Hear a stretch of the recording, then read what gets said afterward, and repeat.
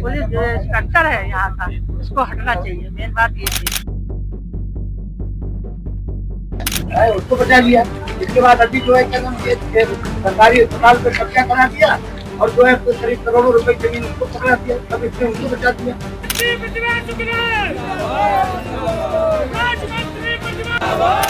छोड़ दें या फिर हम फांसी में लटक जाएं। रनिया विधानसभा से विधायिका और राज्य मंत्री प्रतिभा शुक्ला जी कल जो है अकबरपुर जो थाना है वहां पर धरने पे बैठ गए थे और कहीं ना कहीं वो हमारे साथ मौजूद है। हम उनसे बात करने का प्रयास करेंगे कि किस तरह का क्या पूरा मामला था। क्या मामला था? एक इंस्पेक्टर ने झूठा मुकदमा लिखा हमारे कार्यकर्ताओं पे और हरिजन एक्ट लिखा, जो कि सरासर असत्य था। सत्य की नींव पे कुछ भी नहीं था। तो ऐसा झूठा मुकदमा लिखने का कोई मतलब नहीं, क्योंकि लड़ाई जहाँ हो रही थी वो भी मुस्लिम थे, सड़क बना रहे वो भी मुस्लिम थे, जो जमीन दे रहे वो भी मुस्लिम थे। ऐसी समाज का व्यक्ति ही नहीं था, तो हरिजन एक्ट का मतलब नहीं। कोई हार्ट टॉक भी नहीं हुआ था। हम सामने उपस्थित थे। मान लीजिए आप ही मेरे साथ जाओ और साथ में बैठे हो तो आपका कोई मुकदमा लिख दिया तो यह न्याय होगा। तो साथ वाले व्यक्ति को बोलना का औचित्य बनता है।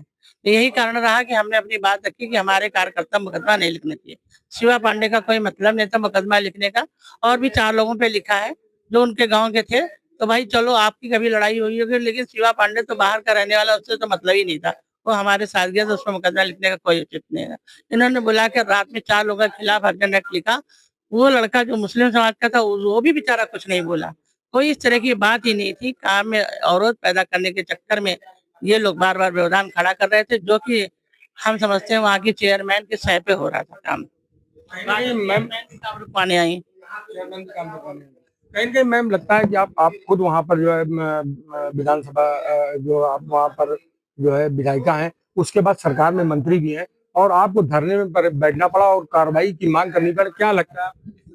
नहीं, हमने वहाँ, चूंकि मुख्यमंत्री जी उस समय गोरखपुर में थे और वहाँ नहीं थे।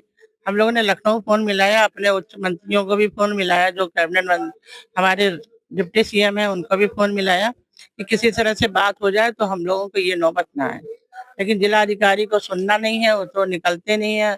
और जब पुलिस अधीक्षक महोदय से कहा गया तो ये कहने लगे अब एक कार्रवाई करने के बाद ही दिखाया जाएगा। मैंने कहा पूरी बात से आप अवगत हो लें, आपसे मिलना चाह रहे हैं, आप बताइए कहाँ पर आया जाए और मुलाकात की जाए। नहीं, जब उन्होंने कहा मैं मीटिंग पे हूँ तो मुझे लगा एक अन्याय हो जाएगा, इसलिए हमें धरने पे बैठना ही रास्ता दिखाई दिया।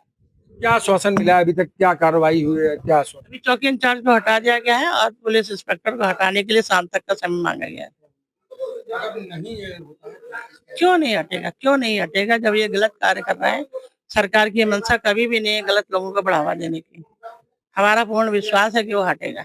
मैम किसके सह पे ये काम हो रहा है? कुछ यहाँ के सांसद और यहाँ के उनके चेले और हमारे ये चेयरमैन के जो पति महोदय हैं, इनके पास कोई काम नहीं है। यही काम है केवल, इसको मुकदमा लिखाना, उसको मुकदमा लगाना, इसको फंसाना, उसको फंसाना, पैसा ऐंठना और अमीर बनना।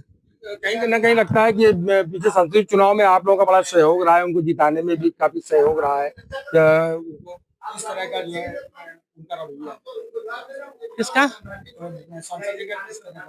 सांसद जी हमेशा से विरोधी रहे हैं। हम लोग चूंकि पार्टी लाइन में जहाँ भी रहे हैं, पार्टी के हित में बात करी है और पार्टी के हित में ही रहेंगे। भारतीय जनता पार्टी हमारी जब पार्टी है, हम उसके साथ में है। उसके हित में जो होगा हमको वही कार्य करना है। कोई भी विरोध करेगा, चाहे वो पार्टी का व्यक्ति क्यों ना हो, फिर हमें उसका डट कर मुकाबला करना है।